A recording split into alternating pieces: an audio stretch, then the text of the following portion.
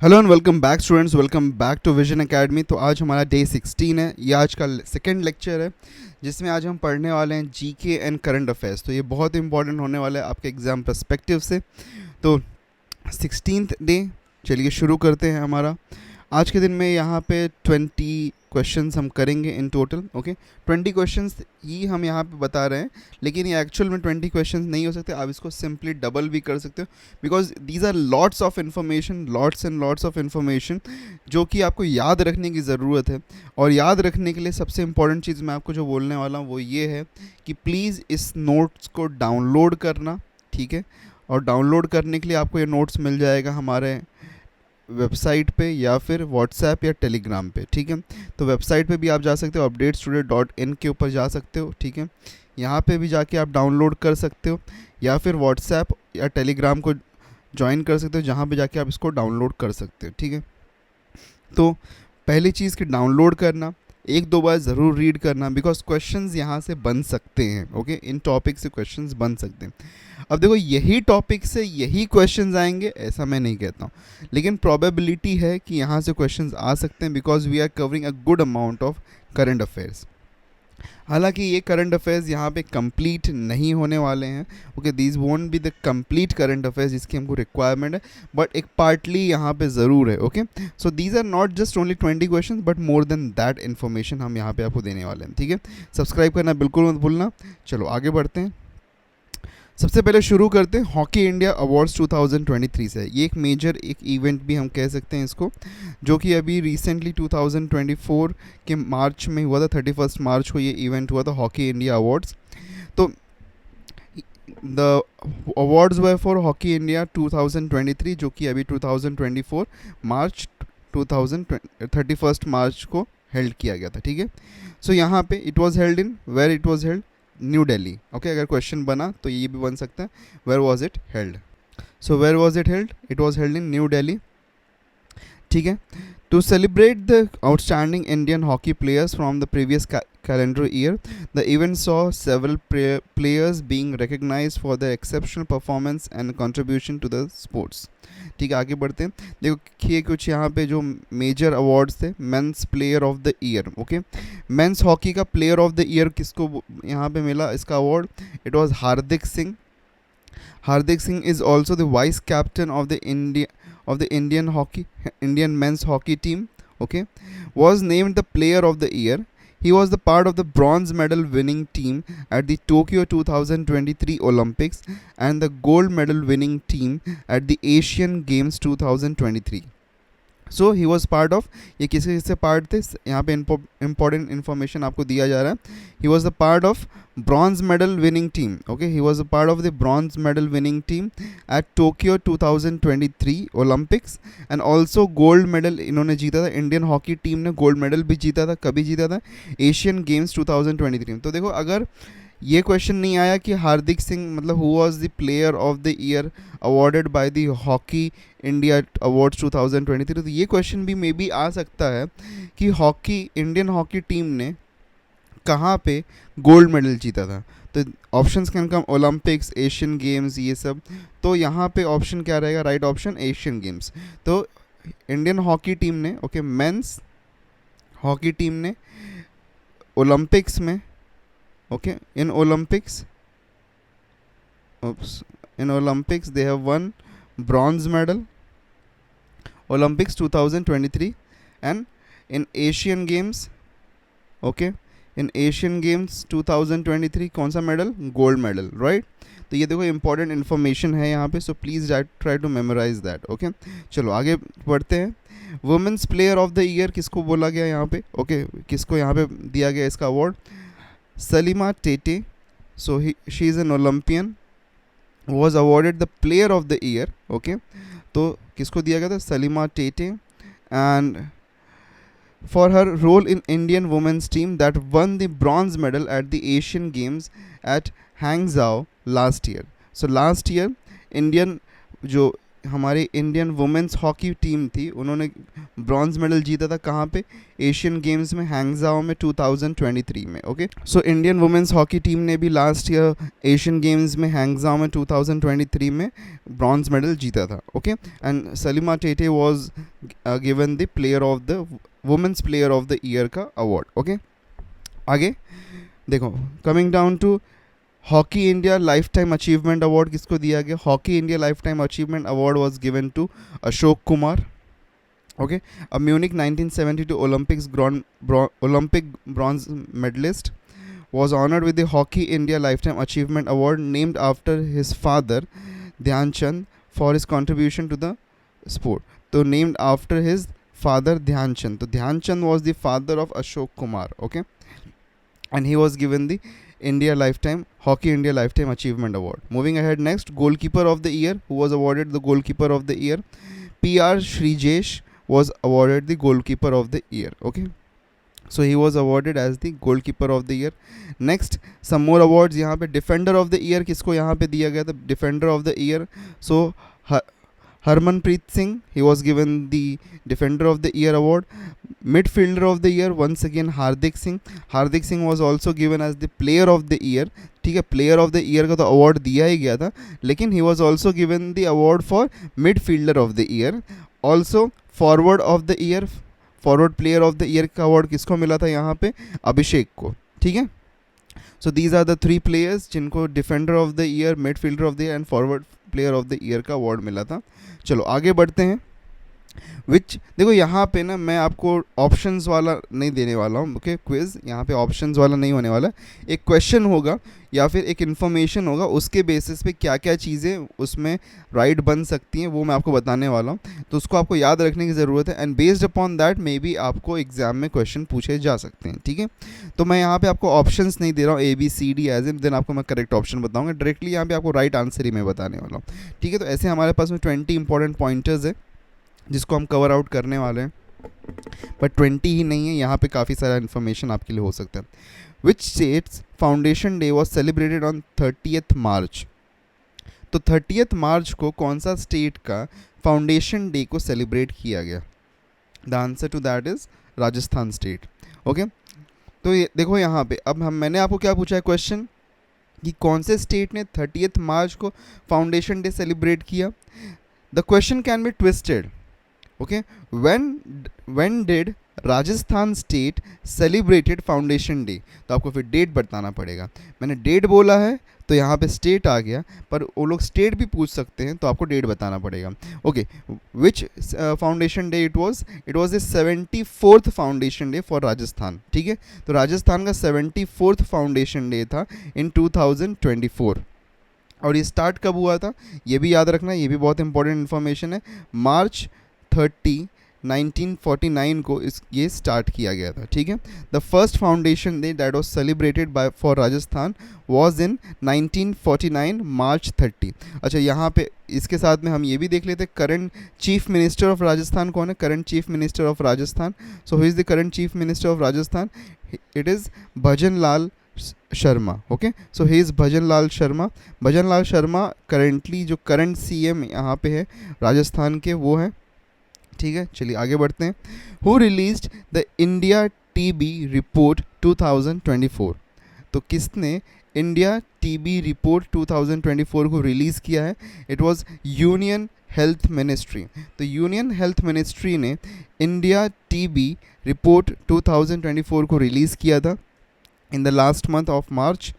The estimated cases of TB in 2023 is said to be 27.8 lakh. The death rate of infection remains at 3.2 lakh.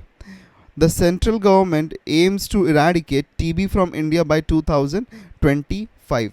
So they have a mission to eradicate TB from India by 2025. TB is a disease related to breathing. Okay, so TB is a disease related to breathing. ये भी question GK का question में भी कभी कभी बन सकता है कि TB is a disease related to breathing, skin, brain और like for example heart. तो यहाँ पे क्या बनेगा? It is related to breathing. Okay, ना। सो ये भी एक इम्पॉर्टेंट क्वेश्चन है। यहाँ पे देखिए स्टैटिस्टिक्स हमने आपको बता दिए हैं। तो estimated TB cases that was in 2023 and 24, so it is same over here. Then number of cases reported in 2023 were 24.2 lakh, and same almost same ये भी है यहाँ पे देखो 25.5 lakh. Okay, then number of deaths remains same over here, 3.2 lakh is the number of deaths. Okay, so that was the estimated mortality due to TB in 2023 as well as in 2024, so that statistics remains same. तो वो same रहता है वहाँ पे, बाकी stats में थोड़ा सा डिफरेंस है, 27.4, 27.8, 24.2, 25.5 एंड सो ऑन। ठीक है, चलो next. Who has recently become the MD and CEO of Bank of Maharashtra? So bank of Maharashtra का MD और CEO, managing director and chief executive officer किसको बनाया गया? It is Nidhu Saxena. और इनका टेन्योर रखा गया 3 years. फॉर 3 years ही will be the MD and CEO of bank of Maharashtra. Okay, so for bank of Maharashtra Nidhu Saxena will be the MD and CEO for 3 years. Next we move ahead. According to the Brand Finance 2024 report, which is the world's strongest insurance brand? Okay, according to Brand Finance 2024 report, ठीक है, तो according to brand finance 2024 report सबसे strongest insurance brand कौन है? That is LIC.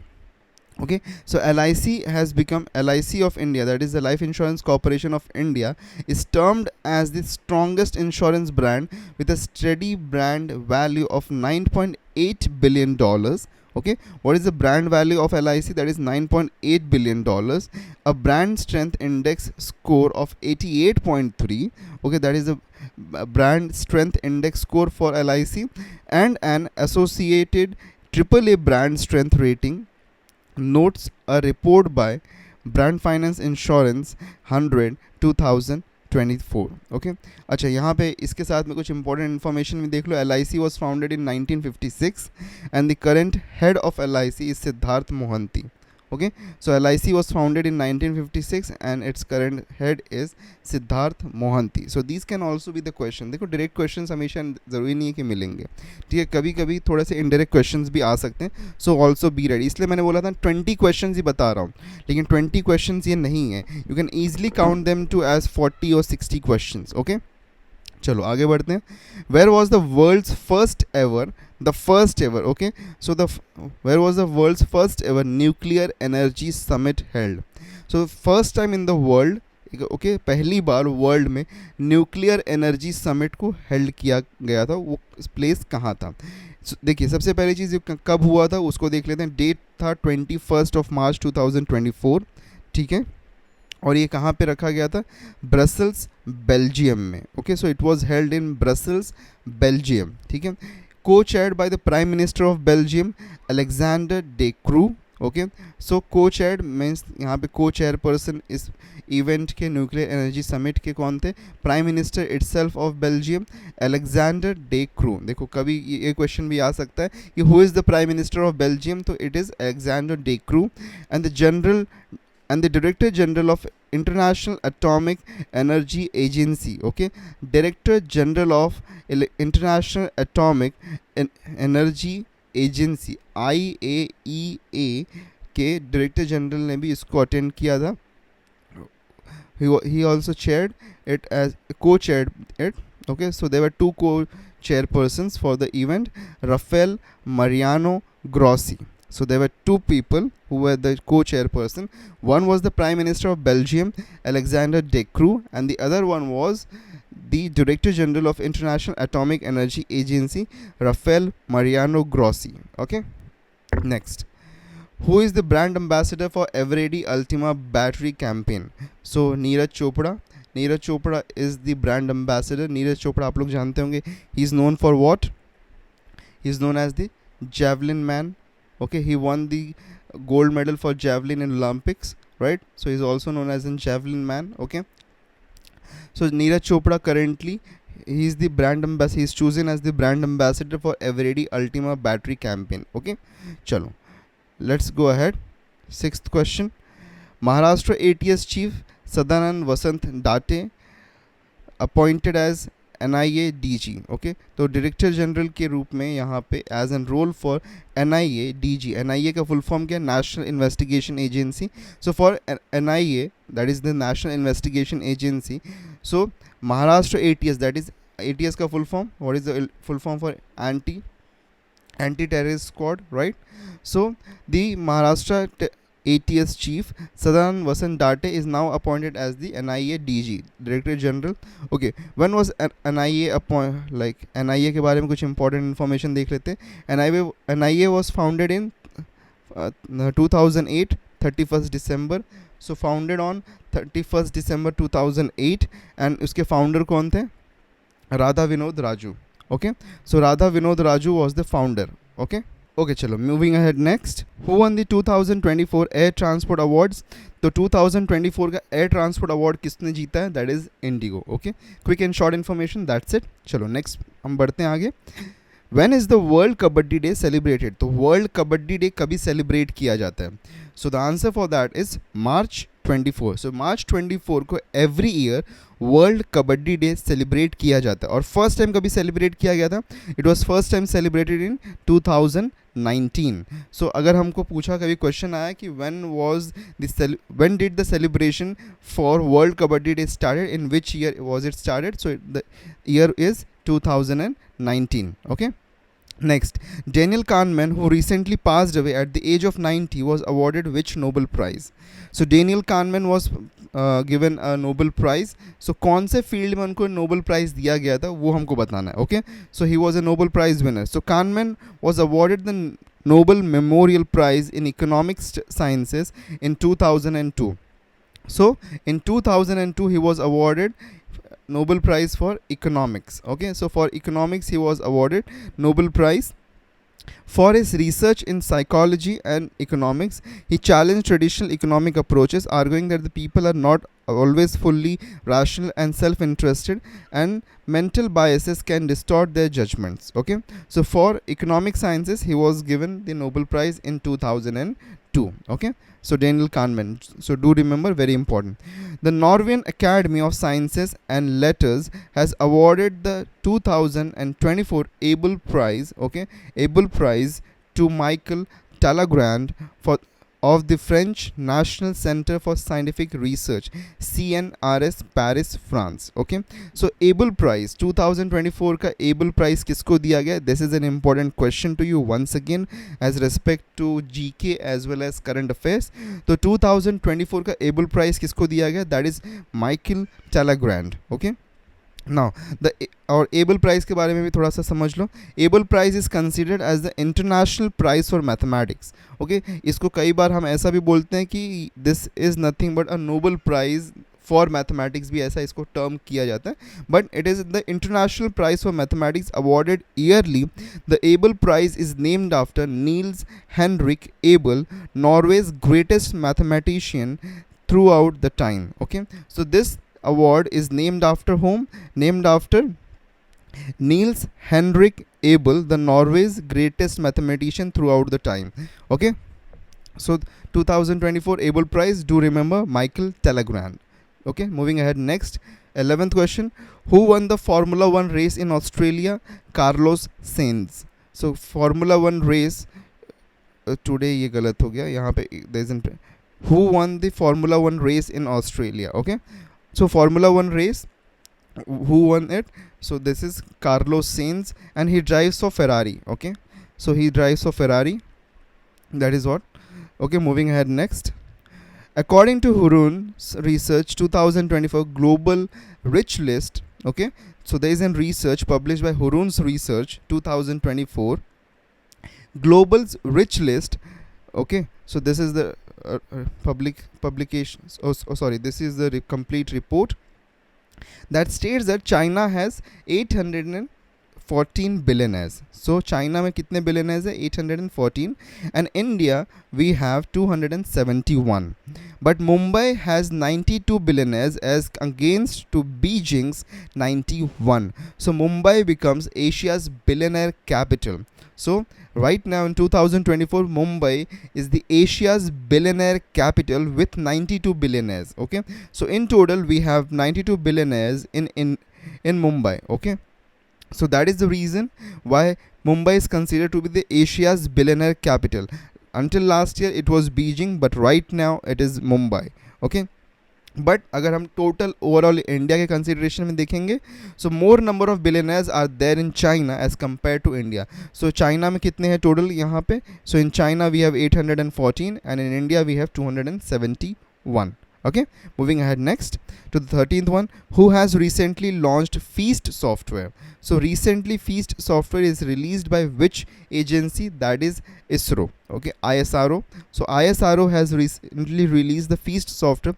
Okay, why is it released? To assist in the construction of rockets, satellites and buildings. Okay, so to assist in the construction of rockets, satellites and buildings, ISRO has released Feast software. Okay, what does the Feast over here means? Feast means finite element analysis of structure. Okay, Feast means finite element analysis of structure. कई बार ऐसा full form भी आपको पूछा जा सकता है कि what will be the full form for Feast software that was recently released by or recently launched by ISRO. So you need to get this full form over here. So इसीलिए ये भी important यहाँ पे बनता है. Okay, चलो आगे बढ़ते हैं. Desert Cyclone 2024 military exercise was conducted between India and which country in January 2024? So there was a military exercise, okay, military exercise जिसका नाम था Desert Cyclone 2024. Okay, that was conducted between India and which country in January 2024? So this was, इसका answer है India and UAE, United Arab Emirates. So it was conducted between India and UAE. So it was in the month of January 2024. Okay, from January 2 to January 15, this exercise was conducted in the Thar desert of Rajasthan, India. Okay, that's the reason it is called as a Desert Cyclone 2024. So where was it conducted? कई बार ऐसा भी question आ सकता है कि पूरा question रहेगा और पूछा जाएगा कहाँ पे कंडक्ट हुआ था, तो आपको बताना होगा Thar desert of Rajasthan, India. Okay, so Thar desert of Rajasthan in India it was conducted. Okay, good to go. 15th. Who has recently launched the National Transit Pass system? So recently who has launched the National Transit Pass system? So that is Bhupendra Yadav. And who is Bhupendra Yadav? Bhupendra Yadav is the Union Minister for Environment, Forest and Climate Change and Labor and Employment. Okay, so Bhupendra Yadav is the Union Minister for Environment, Forest and Climate Change and Labor and Employment. Okay, so क्यों यहाँ पे इसको पास किया? The pass has been started only to ease the transportation of the wood and the forest products. So pass को यहाँ पे ये जो national transit pass है इसको क्यों बनाया, system को क्यों बनाया गया? To ease the transportation of the wood and the forest products. तो forest products और जो wood होता है उसके transportation को easier करने के लिए यहाँ पे national transit pass system को launch किया गया. ठीक है. Moving ahead next, which state government has recently reduced the age of old age pension beneficiaries for tribals and Dalits to 50 years? And the answer to that is Jharkhand. So Jharkhand state ने अभी recently age limit जो थी जो कि pension beneficiaries की थी for tribals and dalits को lower कर दिया, उसको कम कर दिया to 50 years. Earlier those about 60 years use to get this benefit. Okay, earlier क्या था कि जो लोग 60 एज के ऊपर थे उनको ही बेनिफिट मिलता था, लेकिन अब से 50 एज के ऊपर के लोग जो रहेंगे, ओके, सो इसमें इसको लोअर किया गया इस लिमिट को. 50 एज के ऊपर अगर आप हो तो आपको ये बेनिफिट मिलेगा, under which 1000 rupees is provided to each beneficiary per month. Okay, and this is been done for tribals and dalits. Okay, तो उनके लिए ये यहाँ पे इस चीज़ को लोअर किया गया, इस जो पेंशन बेनिफिशियरी थे उनके लिए इसको लोअर कर दिया गया फॉर ट्राइबल्स एंड दलित्स. ठीक है, चलो next. Who has become the second largest steel producing country in the world? So second largest steel producing country in the world is India. Okay, by rank. So अगर हम यहाँ पे देखें, if you go by the rank, so ये देखो हमारे पास में ranking दिया हुआ है यहाँ पे। So China is first, India is second, third is Japan, then United States, Russia, South Korea, Turkey, Germany, Brazil, and Iran. So these are the top 10 countries that produce steel in the world. So India is the second largest after China. China is has the first position. So first country is China, and the World Steel Association का इसका headquarters, there is an association named as World Steel Association, and its headquarters is in Brussels, Belgium. So in Belgium, Brussels. अच्छा देखो, अभी इसके पहले भी एक question में आया था। Okay, first nuclear energy summit कहाँ हेल्ड हुआ था? ब्रसेल्स, बेल्जियम में। Okay, so do remember Brussels, Belgium, देखो वापस हमें यहाँ मिला है। Okay, who is the chairman of the world steel association? So Leo Topalian is the chairman for World Steel Association. Leo Topalian, okay, is the president and CEO of Nucor Corporation. Okay, so he is the chairman for World Steel Association, but at the same time he is the president and CEO of Nucor Corporation. Okay, and who is the vice chairman? So the vice chairman is TV Narendran. Okay, so TV Narendran is the vice chairman. He is the CEO and managing director of Tata Steel. So TV Narendran from India is the CEO and managing director of Tata Steel, and he heads the vice chairman post at World Steel Association. Okay, so these are some more information about the World Steel Association. Okay, next, Zero Discrimination Day was celebrated on 1st of March. Okay, so Zero Discrimination Day, when is Zero Discrimination Day celebrated? ये question बन सकता है. So it is celebrated on 1st of March. First time ये कभी celebrate किया गया था 2014 में. So the theme for 2024 was protecting everyone's health, protecting everyone's rights. So this was the theme for 2024. सो आता है क्वेश्चन ऐसे बनते हैं कि what is the theme for the zero discrimination day that was celebrated on 1st of March. तो ये आपका theme है, protecting everyone's health, protecting everyone's rights. Okay, next, who was recently appointed Director General of National Security Guards? So who was recently appointed as the Director General for National Security Guards? So National Security Guards के लिए who is appointed as Director General NSG के लिए? So it is Daljit Singh Chaudhary. So Daljit Singh Chaudhary is appointed as the Director General for NSG, and Daljit Singh Chaudhary is currently working as the Director General of Sashastra Seema Bal के लिए he is the Director General right now. Okay, so he is also working as the Director General for Sashastra Seema Bal, and also he is appointed as a Director General for NSG. Okay, so Daljit Singh Chaudhary. Next, who was recently made the head of parliament security?